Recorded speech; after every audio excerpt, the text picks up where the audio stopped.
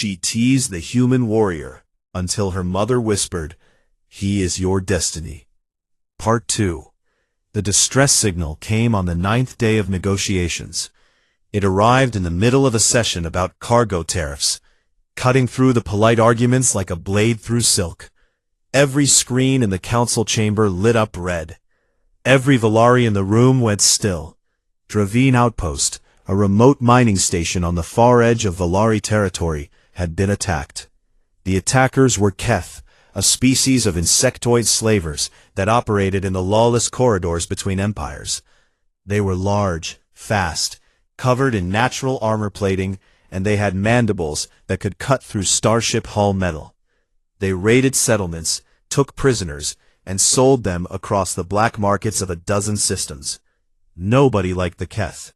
Nobody wanted to fight them either. The signal said that over 80 Valari miners and their families were trapped inside the outpost. The Keth had taken control of the facility, activated its defense shields, and set up a perimeter. They were demanding a ransom in rare minerals. If it was not paid within 48 hours, they would begin killing hostages and taking the rest as slaves. The Valari Military Council gathered within the hour. Lyrae attended because her family's status gave her access to almost everything on Station Athon. She stood near the back of the chamber and listened as the generals argued. The problem was the shield. Dravine Outpost had been built decades ago with a military-grade energy barrier designed to protect it from asteroid impacts and pirate raids. The Keth had turned it inward. Any large-scale assault would be detected long before it arrived, giving the Keth time to execute the hostages. A blockade would take weeks to starve them out. Negotiation with the Keth was historically pointless. They took what they wanted and left the rest in ruins. The generals went back and forth. Caution, protocol, risk assessment, more caution. Then Ethan Sawyer stood up. He had been sitting quietly in the observers section with the rest of the human delegation. He had said nothing for the entire meeting, but when he rose to his feet, the room went silent. There was something about the way he carried himself that made people pay attention, even people who thought humans were beneath their notice. "I have studied the outpost schematics," Ethan said. His voice was level and unhurried. "There is a network of maintenance tunnels running beneath the main facility. They were built for equipment transport during the original construction, and they are not connected to the main sensor grid. The Keth would not know about them unless they had access to the original engineering files, which were archived on Station Athon, not stored locally." He pulled up a diagram on the central display. The tunnels were marked in blue, running like veins beneath the outpost structure.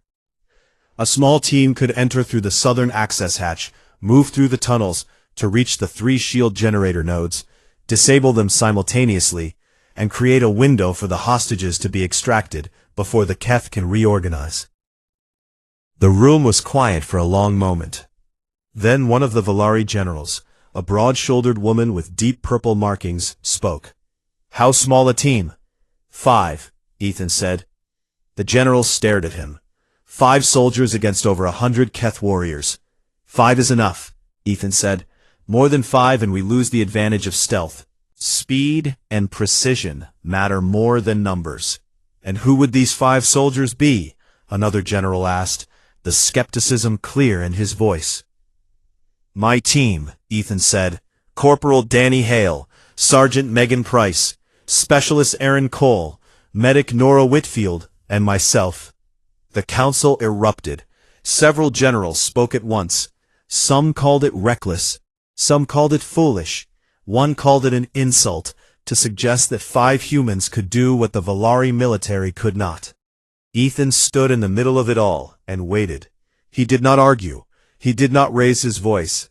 He simply waited until the noise died down, and then he said, 83 people are going to die or be sold into slavery in less than 48 hours. My team can be on site in 6. You can spend the remaining 42 hours debating, or you can let us do our job." The council approved the mission. They did not have a better option. Lyrae cornered Ethan in the corridor afterward. Her markings were shifting rapidly between blue and red, confusion and anger. "This is insane," she said.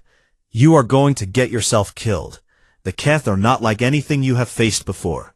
They are faster than you, they are stronger than you, they can see in complete darkness, and they can smell your blood from 200 meters away."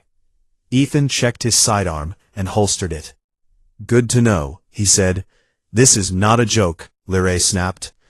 Ethan looked at her then, really looked at her, and for a moment his calm mask slipped just enough for her to see something underneath. It was not fear. It was something closer to purpose, a deep, steady fire that burned without smoke. "I know it is not a joke," he said quietly. "Those are real people in there, someone's parents, someone's children. I have done this before, Lyrae. Let me do it again." It was the first time he had used her name.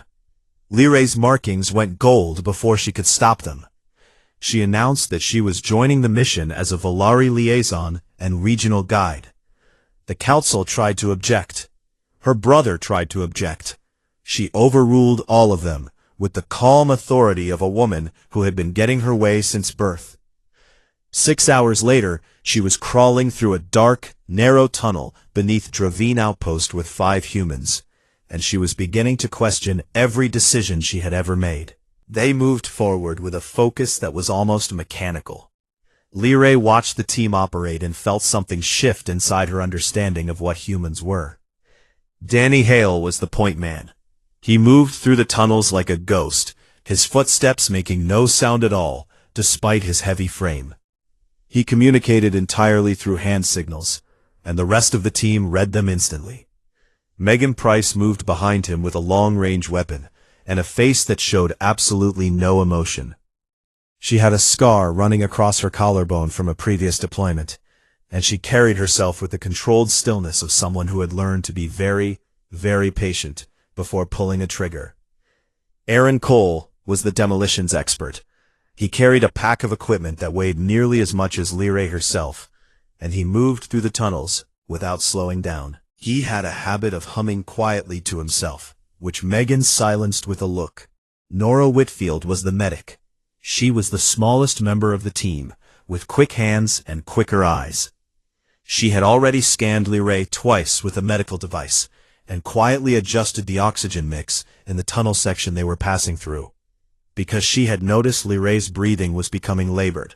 She did this without being asked, and without making it obvious. And Ethan led them all, from the center of the formation. He made decisions in seconds that would have taken a Volari commander hours of deliberation.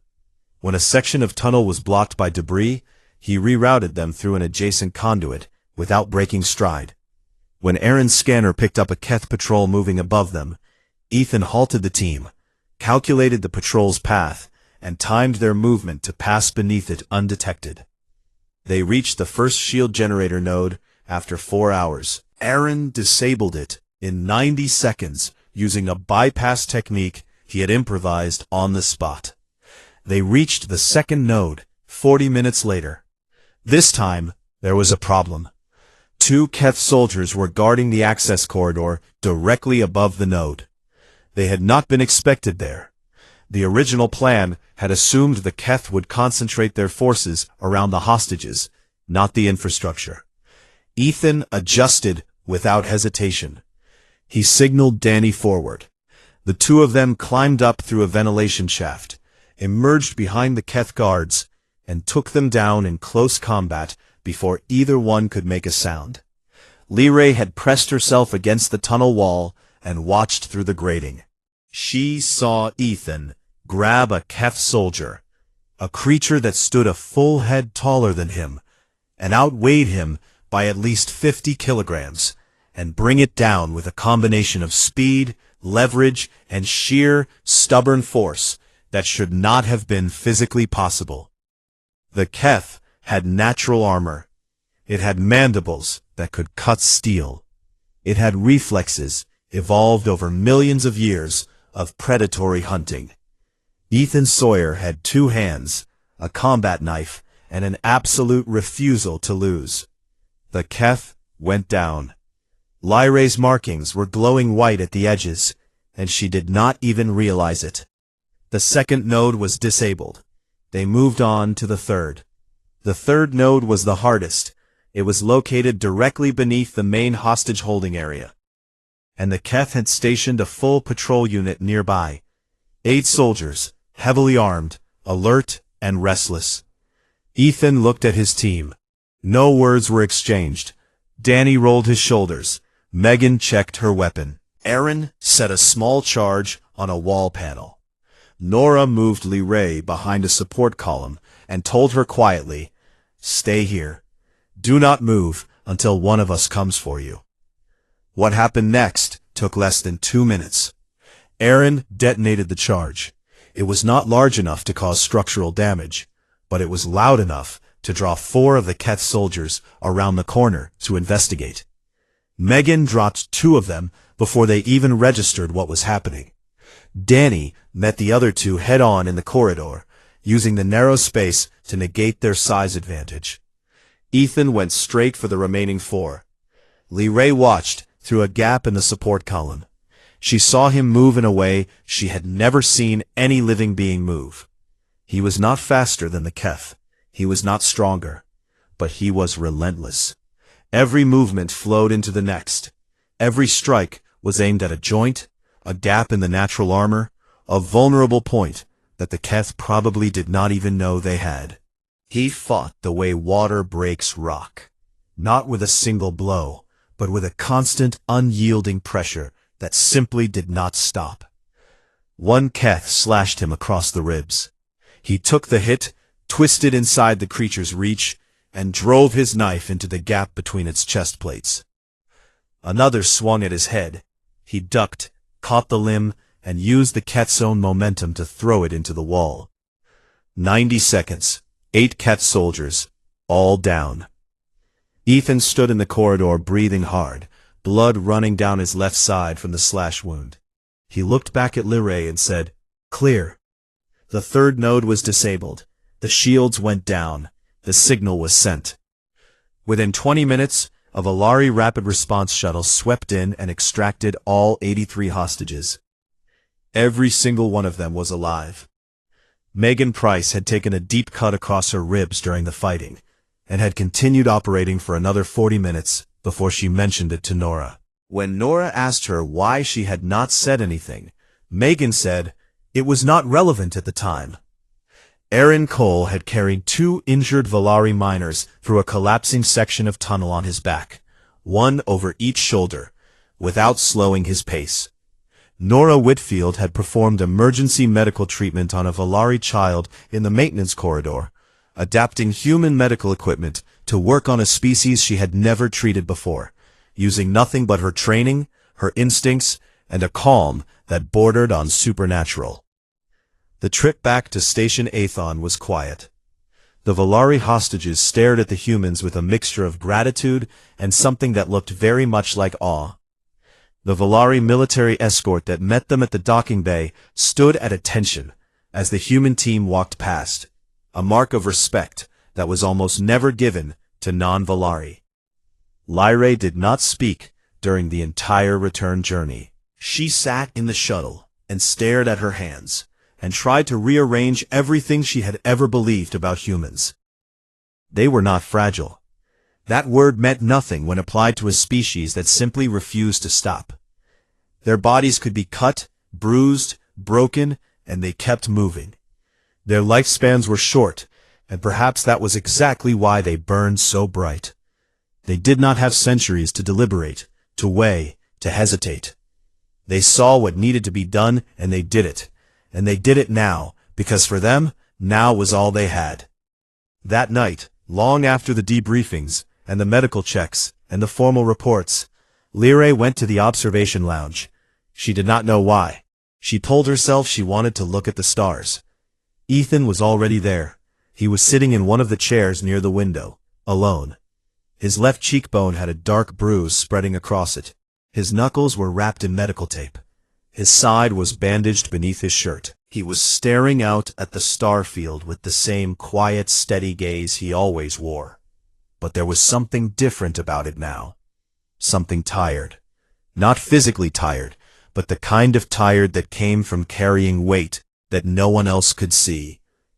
Lee sat down beside him. She did not say anything for a long time. Finally she spoke. "Why did you volunteer?" Ethan did not look at her. He kept his eyes on the stars. "Because someone needed help," he said. "That is reason enough." Lee's markings glowed a soft, steady gold.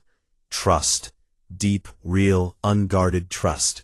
She did not try to hide it this time. They sat together in the observation lounge and watched the stars turn, and neither of them said another word. They didn't need to. Something had shifted between them. Something as quiet and irreversible as gravity. And both of them could feel it, even if neither of them was ready to name it. Somewhere in the dark between the stars, the universe turned, and things that had been separate began, slowly and inevitably, to come together. She teased the human warrior until her mother whispered, "He is your destiny." Part 3. The shuttle carrying matriarch Saren Velshan arrived at Station Athon on a Tuesday morning, Galactic Standard Time. It was a sleek, dark vessel with no markings and no escort, because Saren Velshan did not need an escort. Her name was her shield, and it had been for 500 years. She was tall, even by Valari standards. Her silver skin had deepened with age to a shade that was almost pewter, and her bioluminescent markings moved in slow, deliberate patterns of deep violet and midnight blue. She moved like someone who had never once been in a hurry and never intended to start. Every step was measured, every glance was a calculation. Saren had ruled the Velshan family through 3 territorial wars, 2 economic collapses, and a political scandal that would have destroyed any lesser house. She had outlived enemies, allies, and 2 husbands. She could read a room the way a surgeon reads a body. She saw where the weaknesses were, where the pressure points hid, and where the smallest touch would bring everything crashing down. Officially, she had come to oversee the final stages of the trade negotiations. The Dravine incident had changed the political landscape. The humans had gone from being a curiosity to being a genuine consideration, and the Velshan family, which held significant influence over Valari trade policy, needed to be present for whatever came next. Unofficially, she had come because of a message from her son. Corin's message had been 5 words long. "You need to see this." He had attached no explanation, no context, and no details, because Corin understood his mother well enough to know that she would come faster for a mystery than for a crisis. Saren arrived, settled into the family suite, and began to observe. She observed the negotiations first. Ambassador Claire Hayward impressed her immediately. The human woman was not loud. She was not aggressive. She simply had a way of laying out facts that made disagreement feel foolish. She listened more than she spoke, and when she did speak, every word carried weight. Saren had met many diplomats across her 7 centuries. Claire Hayward was among the best. She observed the joint training exercises that had been organized as a gesture of goodwill between the human and Valari military teams. The Valari soldiers were faster, stronger, and better equipped. The humans should have been outmatched in every category. They were not. What the humans lacked in raw physical ability, they made up for in endurance, adaptability, and an almost disturbing willingness to keep going past the point where any reasonable being would stop. In a marathon distance run through the station's training corridors, every Valari runner finished ahead of the humans in the first half. By the second half, the Valari were slowing down, managing their energy, pacing themselves according to centuries of evolved efficiency. The humans did not slow down. They did not manage. They simply kept running at the same pace, hour after hour, their faces red, their bodies drenched in sweat, their muscles screaming, and they did not stop. 2 of the human runners overtook the leading Valari in the final stretch, not because they were faster, but because they simply refused to quit. A Volari training officer later described it to Saren as watching something that should not be possible. But Saren had not come for negotiations or training exercises. She had come for her daughter. And she found exactly what Corin had wanted her to find. Lyrae was different. Saren saw it within the first hour. Her daughter still teased the human soldier. She still mocked his eating habits, his music, his strange attachment to the small hot beverage called coffee that the humans seemed to require for basic functioning. She still circled him with that sharp, playful energy that had always been her way of keeping the world at arm's length. But the edges were different now. Saren watched Lyrae find excuses to be in every room Ethan entered. She watched her daughter's markings, those involuntary, treacherous displays of emotion, shift toward gold whenever the humans spoke. She watched Lyrae position herself near him at every gathering, not across from him where she could perform for an audience, but beside him, where the conversation could be quiet and the words could be just for them. She watched Lyrae challenge Ethan to a marksmanship contest in the station's training range. Lyrae was an excellent shot. Ethan was slightly better. Ethan pointed out that he did not even know how Volari targeting systems worked, so cheating would have been quite an achievement. Lyrae's markings flashed pink, and then gold, and then pink again, and she told him to stop being so reasonable, because it was annoying. Saren watched all of this from a distance, and said nothing. She also watched Ethan. She watched him hold open a door for a Volari elder, who was moving slowly through the corridor. He did it without thinking, without any expectation of thanks, as naturally as breathing. The elder looked startled. No one had held a door for her in decades. Status in Volari society flowed upward, and small gestures of courtesy were rare outside of family. She watched Ethan spend an hour sitting on the floor of the recreation area with a Volari child who had a broken toy drone. The child was maybe 6 years old, too young to care about species or politics, or the vast gulf between their two kinds. Ethan took the drone apart, piece by piece, explained what each component did, showed the child where the connection had failed, and helped her fix it. When the drone flew again, the child laughed, and Ethan smiled a real, warm smile that transformed his entire face.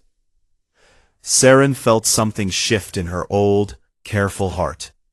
She watched Ethan stand his ground when a Volari general challenged human combat doctrine during a joint briefing.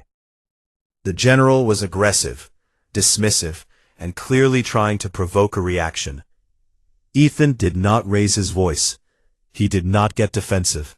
He simply presented his position with evidence, acknowledged the points where the general was correct, and held firm on the points where he believed the general was wrong.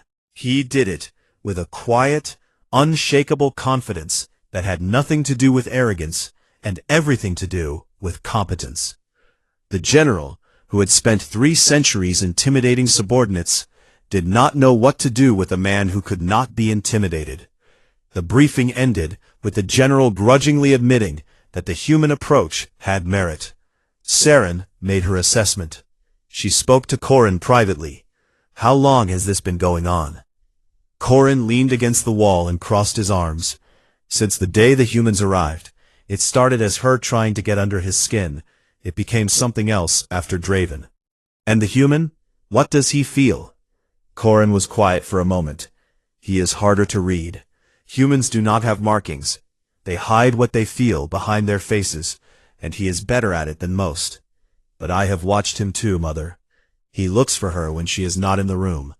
When she speaks, he listens the way people listen to music. And during the Dravine mission, when things were at their worst, he put himself between her and danger without a moment of hesitation. Not because she was a Volari noble, not because of politics, because she was Lyrae." Saren closed her eyes. When she opened them again, there was something in her expression that might have been sadness or might have been joy. With Saren, it was often both. "He will not live long," she said softly. "By our measure, he is already almost gone." "I know," Corin said, "but I do not think that matters to her. and I do not think it should. Saren reached out and touched her son's face. When did you become wise? I learned it from you, Corin said. I just hide it better. The conversation between mother and daughter happened 3 days later on the private terrace of the Velshan suite. The terrace overlooked a section of the station where the hull was entirely transparent, offering an unobstructed view of the Aethan Nebula, a vast cloud of violet and gold gas where new stars were being born. Lyrae had been talking for 20 minutes. She was complaining about the negotiations, about the food, about a committee meeting that had gone on far too long. But every third sentence circled back to Ethan. She could not help it. It was like a river finding its way downhill. No matter how many times she redirected the conversation, it flowed back to him. And then he said, "This is the most ridiculous part." He said that the best strategy is the one that keeps the most people alive, as if that were some kind of deep insight instead of just basic common sense. And the way everyone looked at him, you would think he had discovered fire. And I told him that the Volari have been keeping people alive for 6,000 years, and he just nodded and said, "Then you should be very good at it by now." And I could not tell if he was agreeing with me or making fun of me. And that is exactly the problem, Mother. He is impossible to read. He just sits there with that face and those eyes, and he says things that sound simple, but are not simple at all. And She stopped. Saren was smiling. "What?" Lyrae said. "You have been talking about him for 20 minutes, without stopping," Saren said gently. Lyrae's markings went through 3 colors in rapid succession. "I have not. I was talking about the negotiations." "You were talking about a man." "He is not a man. He is a human. It is completely different." "Lyrae, he is stubborn and infuriating, and he has no respect for how things work, and he eats terrible food, and he drinks that disgusting brown liquid every morning, and he—" Saren leaned forward and took her daughter's hand. The touch was warm. Saren's markings pulsed a deep, steady blue, the color of love between family, of a mother's knowing heart. "Stop fighting it, Lyrae," she whispered. "He is your destiny." The terrace went silent. Lyrae's markings exploded through 6 colors in under 2 seconds. Pink, red, gold, blue, violet, and then a pale, trembling white that faded almost as quickly as it appeared. No. Mother, that is absurd. He is a human. His entire life is a fraction of mine. The Dominion would never accept it. The Council would. The Council answers to families like ours, Saren said calmly. And the Dominion will learn to accept what it must. You do not understand. I do not feel that way about him. You are simply what? Fascinated? Drawn to him? Unable to stop talking about him? Unable to stop thinking about him? Lyrae opened her mouth. Nothing came out. Saren squeezed her hand. "I have watched empires rise and fall," she said. "I have stood in rooms where the fate of billions was decided. I have seen power and beauty and terror and wonder. And in all my years, I have learned one thing that matters more than all the rest. You cannot choose who your heart reaches for. You can only choose whether you are brave enough to reach back." She leaned closer, her voice dropping to a whisper that was meant only for her daughter. "That man is yours, and you are his. The only question is how long you will make both of you miserable before you accept it." Lyrae sat on the terrace for a long time after her mother left. The nebula turned slowly outside the window, birthing stars that would burn for billions of years. Her markings shifted restlessly, gold, white, cycling between trust and love like a heartbeat that could not decide its rhythm. She did not sleep that night. In her quarters, she lay in the dark and thought about a man who held doors for strangers, and fixed toys for children, and fought monsters in narrow tunnels, and drank terrible coffee every morning, and looked at her with eyes that saw past every wall she had ever built. And somewhere deep inside her, in a place that had nothing to do with logic, or species, or lifespans, or politics. Something that had been fighting very hard to stay locked, finally, quietly, broke free. She teased the human warrior until her mother whispered, "He is your destiny." Part 4. The explosion came at the worst possible moment, which is how explosions always come. It was the evening of the joint cultural exchange, an event designed to celebrate the growing relationship between humans and Valari. The Grand Terrace had been decorated with floating light spheres that drifted through the air like small suns. Valari musicians played complex, layered compositions that made the air shimmer. Human musicians had brought guitars and a piano, and they were taking turns performing pieces that made the Valari tilt their heads and listen with expressions of genuine curiosity. It was, by all accounts, a beautiful evening. Lyrae was standing near the center of the terrace, watching Ethan attempt Valari dance. Valari dance required precise control of body weight, fluid shifts and balance, and a kind of grace that came from centuries of cultural refinement. Ethan moved like a man trying to solve a math problem with his feet. But he was trying. He had a Valari dance instructor guiding him, a young woman who was doing her best not to laugh, and Ethan was following her instructions with the same focused determination he brought to everything. His jaw was set. His eyes were locked on his feet. He was treating this dance the way he treated combat, as a challenge to be conquered through sheer willpower. Lyrae was watching with her hand over her mouth, her markings flickering between pink and gold, trying very hard not to let anyone see how hopelessly endearing she found the whole thing. And then the ceiling came down.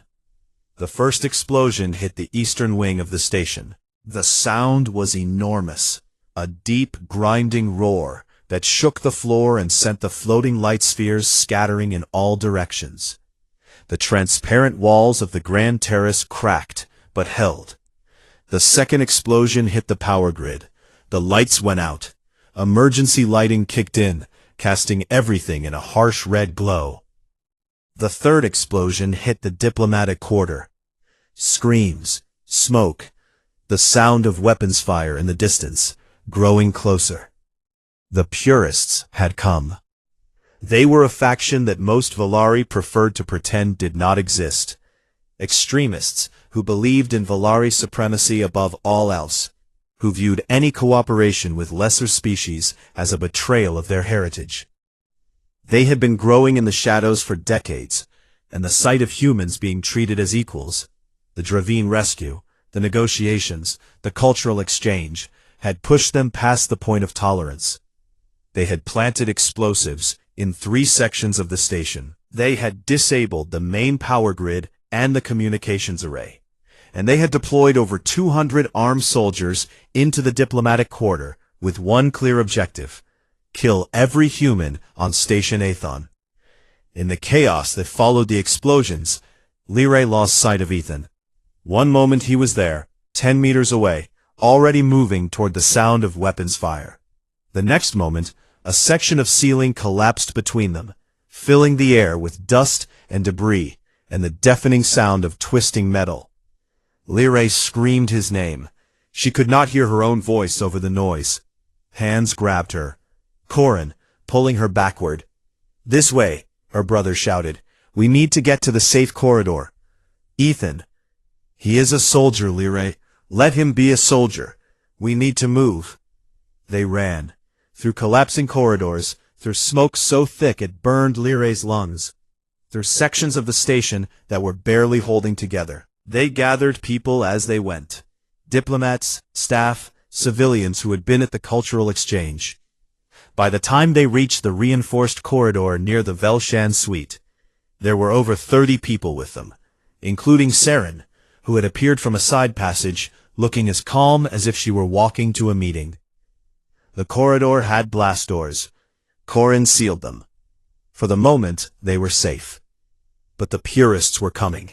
Lyrae could hear them on the other side of the blast doors. Heavy boots, shouted commands, the whine of energy weapons being charged. They were cutting through. There were no weapons in the corridor. No soldiers, no way out, except back through the purest lines. Lyrae pressed her back against the wall, and watched the blast door glow red at the edges as cutting tools worked through it from the other side. She thought about Ethan, somewhere on the other side of the station, and she did not know if he was alive. Her markings were cycling through colors so fast they had almost become white noise, a blur of emotion that she could not control and did not try to. On the other side of Station Athon, Ethan Sawyer was alive, and he was doing what humans do when everything falls apart. He was holding things together. The explosion had scattered the human delegation across 3 decks. Ethan found Danny Hale first, bleeding from a cut on his forehead, but otherwise functional. They found Megan Price next, already engaged in a firefight with a group of purist soldiers in a cargo corridor. She had picked up a weapon from somewhere. Ethan did not ask where, and she was holding a choke point with the cold efficiency of someone who had done this many times before. Aaron Cole appeared from a ventilation shaft, carrying a bag of maintenance supplies that he was already converting into improvised explosives. Nora Whitfield was in the medical bay, which had been partially destroyed, treating wounded Valari staff with whatever supplies she could salvage. Ethan pulled them together. He found Valari loyalist soldiers, station security, who had not joined the Purists, and integrated them into his command structure. He had no communication grid. He had no central command. He had no idea how many enemies there were or where they were concentrated. He had a team. He had his training. He had his will. Danny Hale held a choke point in Corridor 7 for 11 minutes by himself. 11 minutes against a rotating assault of Purist soldiers who outnumbered him 15-1. He used the narrow corridor to his advantage, forcing the Purists to come at him one at a time, and he made every shot count. When his weapon overheated, he used a fallen Purist rifle. When that one ran dry, he used his hands. When reinforcements finally reached him, he was standing in a corridor full of fallen enemies, with a split lip and a look in his eyes that the Valari soldiers who found him would never forget. Megan Price, still carrying the wound from Dravine that had not fully healed, led a flanking maneuver through a burning cargo bay. The flames were intense enough to melt Valari armor plating. Megan went through them wearing nothing but her standard uniform and sheer determination. She emerged on the other side with burns on her arms and a tactical advantage that collapsed the Purist advance on Deck 4. Aaron Cole rigged an improvised explosive from station maintenance supplies and collapsed a corridor on an advancing Purist column. When asked later how he had calculated the structural stress points so quickly, he said he had guessed. He was lying. He had done the math in his head in under 30 seconds. And Ethan went after Lyrae. He did not tell his team. He did not ask permission. He checked his sidearm, 6 rounds remaining, picked up his combat knife, and started moving. 4 decks. That was the distance between him and the reinforced corridor, where the station's internal sensors, flickering and unreliable, suggested a group of civilians had taken shelter. 4 decks of a crippled space station, filled with smoke, debris, failing gravity plating, and Purist soldiers who were looking for exactly the kind of target he was about to make himself. He moved fast, not recklessly. Ethan Sawyer was never reckless, but with the kind of purposeful speed that comes from knowing exactly where you are going and refusing to let anything stop you. He encountered the first Purist patrol on Deck 6, 3 soldiers. He used the smoke to his advantage, taking out 2 before the third even knew he was there. The third turned and fired. The shot hit Ethan's left shoulder, burning through his uniform and into the muscle beneath. He kept moving. He closed the distance, neutralized the soldier, and kept moving. Blood ran down his arm. He ignored it. He encountered the second patrol on Deck 5, 4 soldiers, better organized, moving in formation. He used a maintenance hatch to get above them, dropped into their midst from a ceiling panel, and fought them, in close quarters, in a space barely wide enough for two people to stand side by side. One of them slashed him across his right side with an energy blade. The pain was immediate and enormous. He killed the one who had cut him, and finished the other 3 in the next 20 seconds. He leaned against the wall for a moment, breathing hard, his vision going gray at the edges. His shoulder was on fire, his side was bleeding freely. His left arm was barely functional. He thought about Lee Ray. He pushed off the wall and kept moving. On deck 4, he ran into 2 more Purist soldiers guarding an intersection. He was down to 3 rounds. He used 2 and his knife for the second. Deck 3, 1 more patrol. This one was larger. 5 soldiers, stationed at a defensive position outside the corridor where Lee Ray and the others were sheltered.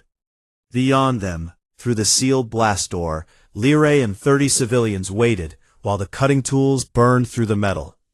Ethan had 1 round left in his sidearm. He used it on the first soldier. Then he drew his knife and went in. The Purists were Volari. They were taller than him, faster than him, trained in combat techniques refined over millennia. They had energy weapons and armor and every physical advantage that evolution and technology could provide. Ethan had a knife and a body that was already failing him, and a fire inside that burned hotter than anything the Purists had ever encountered. The fight lasted less than 3 minutes. He used the narrow corridor to limit how many could engage him at once. He used their size against them. Volari were tall, and tall meant a high center of gravity, and a high center of gravity meant they could be thrown. He used the smoke and the flickering emergency lights to create confusion. He struck at joints, at throats, at the gaps between armor plates. He took hits, a blow to the ribs, a slash across his forearm, an impact to his already injured shoulder that nearly dropped him. And he did not stop. He did not stop because stopping meant they would get through that door.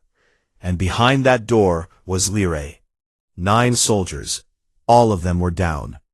Ethan stood in the corridor. His breathing was ragged. His left arm hung at a bad angle. Blood was running from 6 wounds. His vision was tunneling, the edges going dark. He reached the blast door and hit the emergency release with his good hand. The mechanism groaned, and the door slid open. 30 faces stared at him from inside the corridor. Volari diplomats, staff, civilians. Corin, with a piece of metal rebar in his hand that he had been preparing to use as a weapon. Saren, standing in the center of the group, her markings a deep, controlled violet. And Lee Ray. She was near the back, pressed against the wall. Her markings were a chaos of color, red, blue, gold, pink, violet, cycling so fast they blurred together. She looked at him. He was standing in the doorway, silhouetted by emergency lighting and the haze of smoke. He was covered in blood, some of it his, some of it not. His uniform was torn. His left arm was barely holding on. There was a cut across his forehead that sent a thin line of red down the side of his face. He looked like a man who had walked through a war to get there. Because he had. Their eyes met, and Lee Ray's markings stopped cycling. They went white. Pure, steady, luminous white. Every Volari in that corridor saw it. They knew what white meant. It was the color that could not be faked, could not be forced, could not be summoned by will or suppressed by shame. It was the color that came from the deepest part of a Volari's being, from the place where love lived before language could name it. Saren saw it. Her own markings pulsed once, a deep and quiet gold. Corin saw it. He lowered the metal rebar and let out a breath he had been holding for weeks. The diplomats saw it. The staff saw it. The civilians saw it. 30 people witnessed the moment that Lee Ray Velshan's body declared what her mind had been fighting since the day she offered a glass of shimmer wine to a quiet human soldier. Lee Ray did not care. She ran. She crossed the corridor in 3 strides and caught Ethan just as his knees buckled. He was too heavy for her to hold upright, so she went down with him, sinking to the floor, wrapping her arms around him, pressing her forehead against his.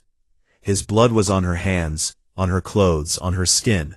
She did not care about that either. "You idiot," she said. "You absolute impossible, stubborn idiot." Ethan's eyes were half closed. His breathing was shallow. But he looked at her, and the corner of his mouth turned up in that small, quiet smile she had come to know better than any expression in any species. "Told you I would be fine," he said.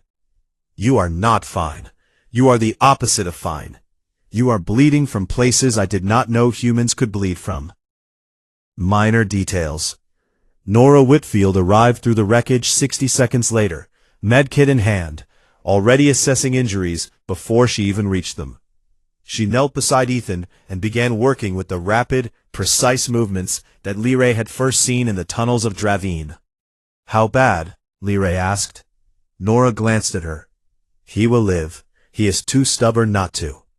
Ethan tried to laugh. It turned into a cough. Lyrae held him tighter.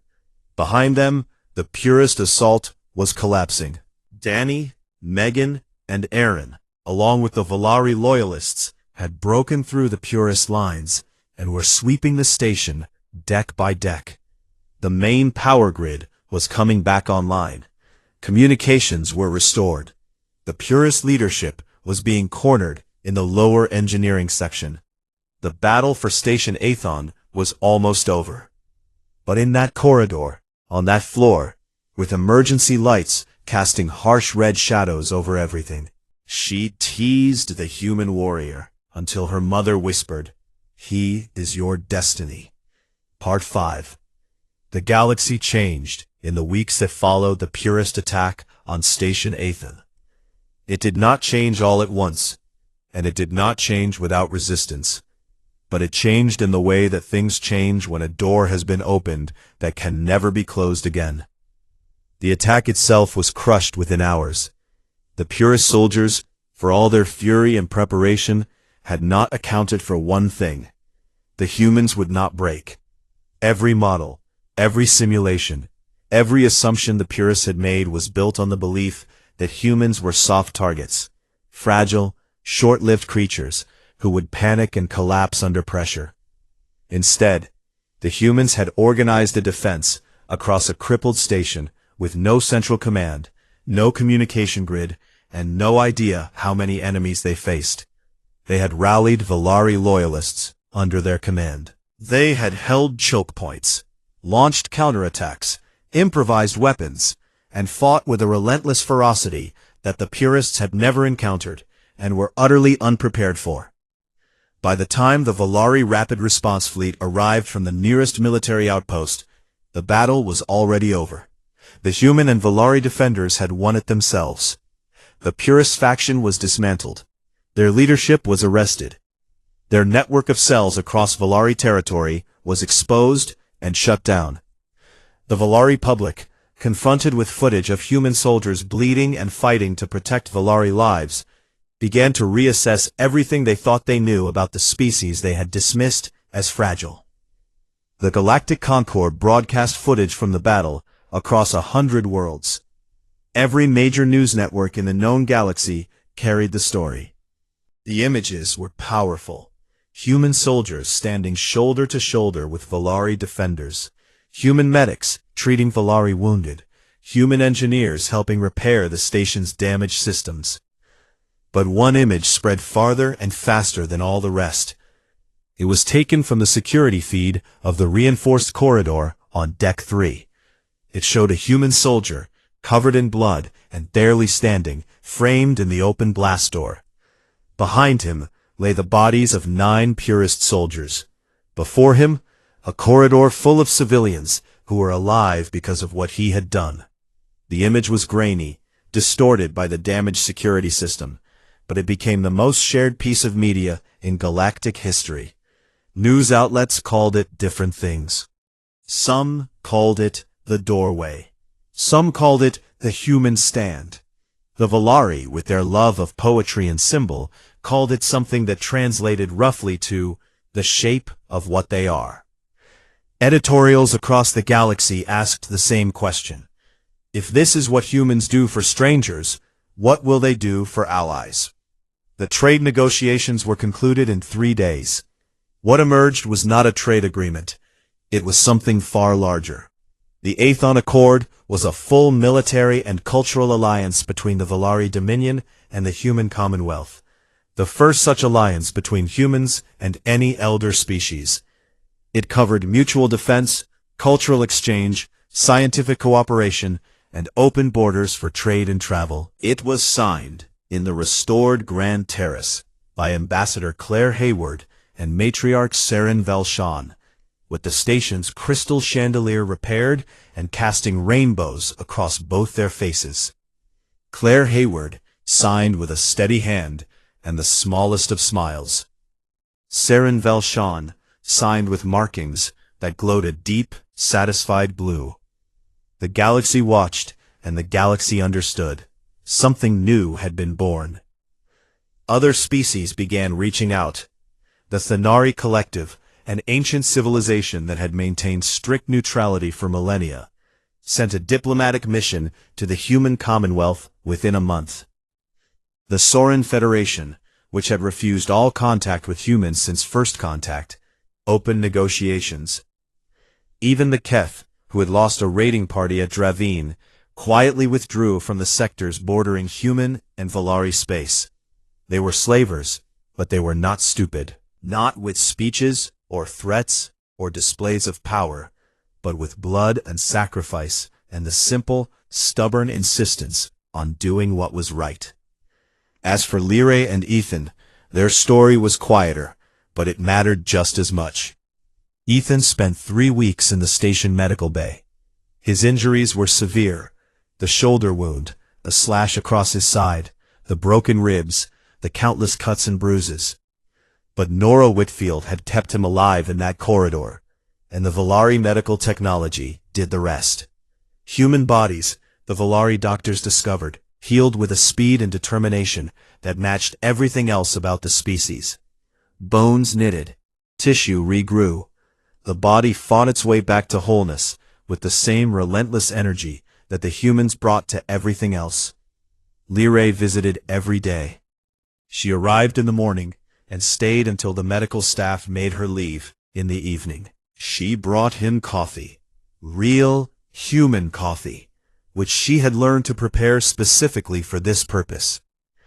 The process involved a machine that she found unnecessarily complicated, and a result that she found personally offensive to all 5 of her senses. But she made it anyway, because Ethan's face when he took the first sip each morning was worth every moment of suffering. She read to him from Volari poetry. She told him this was for his cultural education.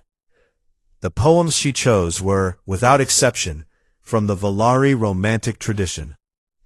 Verses about souls that find each other across impossible distances, about lights that burn brighter for burning briefly, about love that does not care what shape it takes. The Volari nurses, who overheard these readings, blushed a deep pink and found excuses to linger nearby.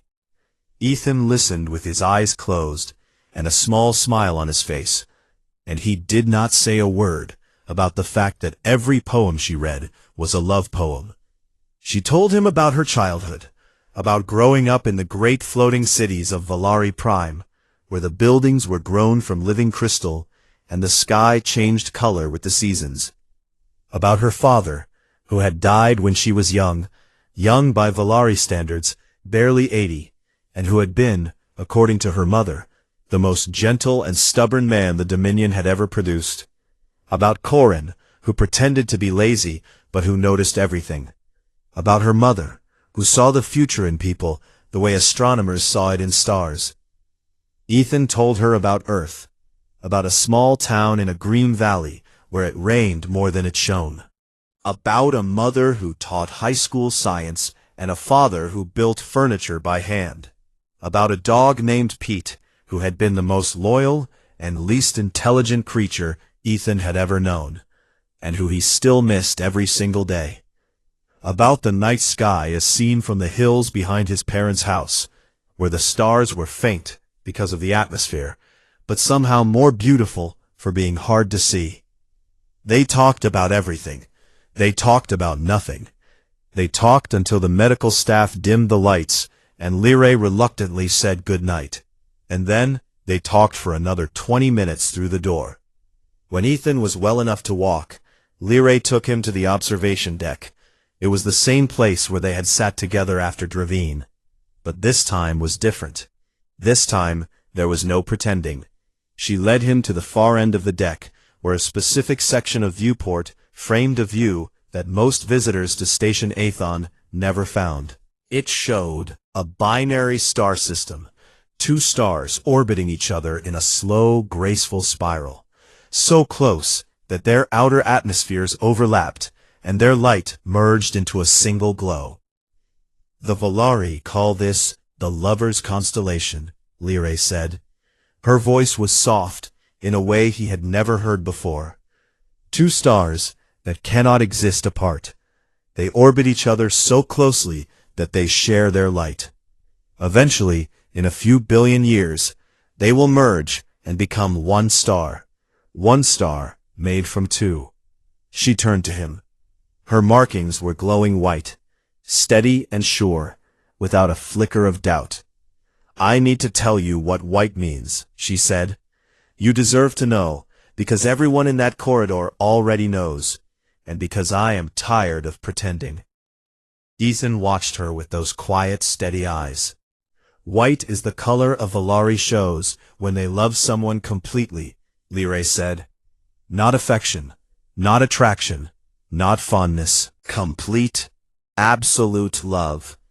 The kind that comes from the deepest part of what we are. It cannot be faked. It cannot be forced. It cannot be hidden. It happens once in a Volari's life, if it happens at all. Many Volari live their entire 8 centuries without ever showing white. She took a breath. I showed white for you, in front of my mother, in front of my brother, in front of 30 people, and I did not choose it. My body knew before my mind was ready to admit it. It knew the moment I saw you standing in that doorway, bleeding and broken and still coming for me. Her markings pulsed, white, gold, like a heartbeat made of light. Ethan was quiet for a long moment. He reached out and took her hand. His hand was warm and rough and smaller than hers. And when his fingers closed around hers, Lyrae felt a wave of sensation travel up her arm and through her entire body. Volari hands were deeply sensitive. Touch was an act of profound intimacy, and no one had ever held her hand like this. Not with this gentleness. Not with this certainty. I need to say something, Ethan said, and I need you to hear it. I am listening. I am not going to live as long as you. You know that. Even with every medical advancement, my life will be a fraction of yours. You will have centuries after I am gone. I know, Lyrae said. And that does not change anything for you? Lyrae looked at the binary stars, 2 lights that shared their fire, spinning around each other in a dance that would end, someday, in a brilliant, beautiful merger. My mother was right, she said. You are my destiny. I did not choose it. I did not plan it. It simply is, and I would rather have a short forever with you than an eternity without you. The mask he wore, the calm and measured expression that he showed to the world, cracked open, and behind it was something that Lyrae had only glimpsed once before, in the tunnels of Dravine. It was not calm. It was not controlled. It was raw and bright and overwhelming. And it was love, the kind of love that humans feel, fierce and burning and aware of every passing second, because they know how few seconds they have. He smiled. It was the first real, unguarded, completely open smile she had ever seen from him. It changed his entire face. It made him look younger, softer, and impossibly alive. Then I guess I had better make every year count, he said. Lee Ray leaned into him and rested her head against his chest. She could hear his heartbeat, faster than a Valari's, stronger, a rhythm that counted time in a smaller measure but beat with a force that shook her to her core. "You already do," she whispered. They stood together on the observation deck of Station Athon, beneath alien stars that had burned for billions of years, and they watched the universe turn. Corin found them there an hour later. He took one look, turned around, and walked away, with a smile on his face and green markings glowing warm. Saren found out through Corin, because mothers always find out. She said nothing. She simply went to the observation deck the next morning, found the viewport that looked out at the binary stars, and stood there for a long time, with her markings glowing a deep and peaceful gold. Somewhere in the galaxy, new stories were beginning. New alliances were forming. New battles were waiting. Humanity had stepped onto a stage that was older than their entire species, and they had proven, in blood and fire and stubborn, unbreakable will, that they belonged there. Not because they were the strongest, not because they were the fastest, not because they lived the longest, but because when the moment came, when the darkness closed in and the odds were impossible, and the cost was everything, they stood up, and they fought, and they did not stop. That was the human gift. That was what the galaxy was only beginning to understand. And on a space station, at the edge of Valari territory, a warrior and a noblewoman from two different worlds held hands and watched the stars, and the distance between them was nothing at all. Because in the end, love does not care about species or lifespans, or the vast cold spaces between the stars. It cares about the moment when two people look at each other and recognize something that has no name and needs no explanation. It cares about the reaching, and they had reached, and that, as it always has been, was enough. She teased the human warrior until her mother whispered, "He is your destiny." Part 1. The Valari had ruled their part of the galaxy for 6,000 years. They were tall, silver-skinned people with glowing marks on their bodies that changed color depending on what they felt. They were proud, they were powerful, and they looked down on almost every other species they had ever met. So when the humans showed up at Station Athon to negotiate trade routes through Valari space, most of the Valari treated it like a joke. Humans were new, humans were small, humans lived for less than 100 years, which to a Valari who could live for 8 centuries was almost nothing. They bruised easily, they got sick easily, they needed to sleep every single night. The Valari could not understand how such a species had even made it to the stars.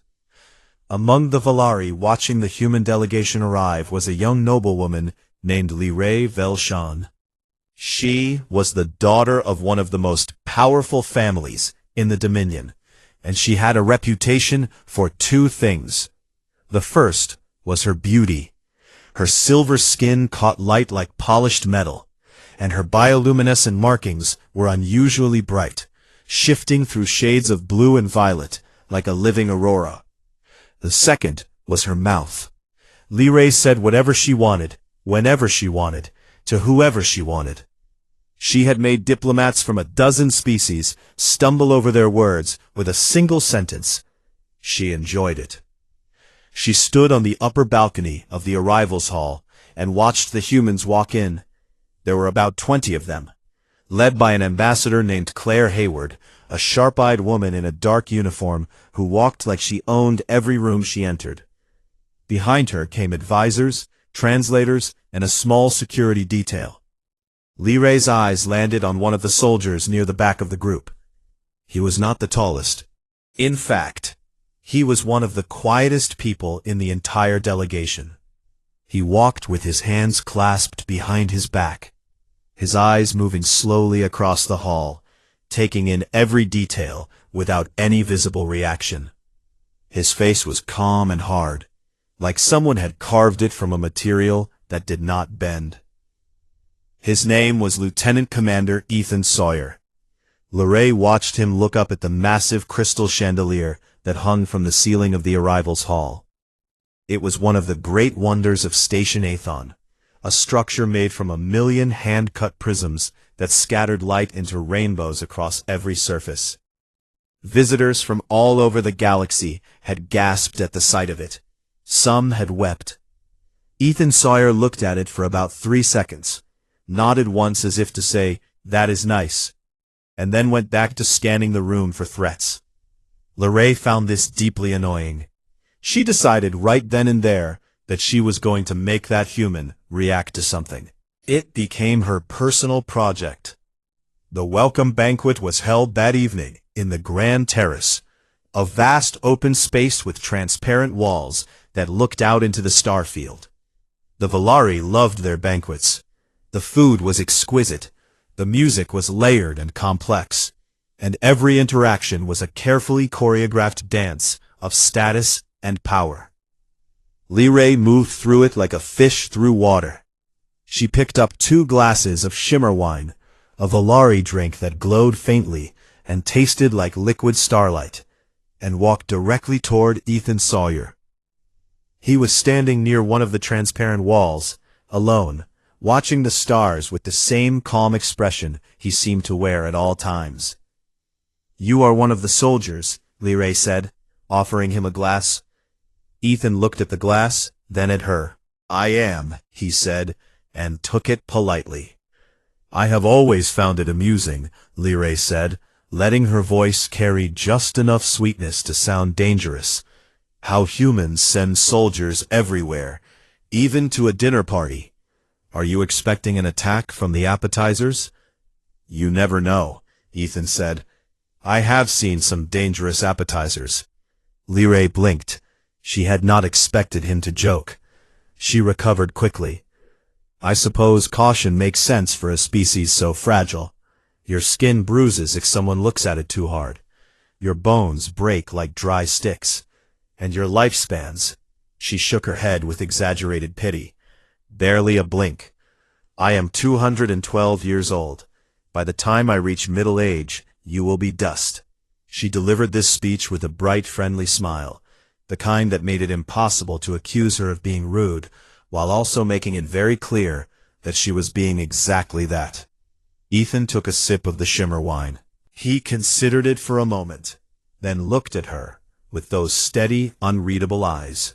"You are right," he said. "We do not live long. That is probably why we do not waste time pretending to be better than everyone else." Lorray's markings flashed pink before she could stop them. Pink, in Volari body language, meant embarrassment. It was involuntary, and every Volari in the nearby vicinity saw it. She told herself it was irritation. She told herself he had simply caught her off guard.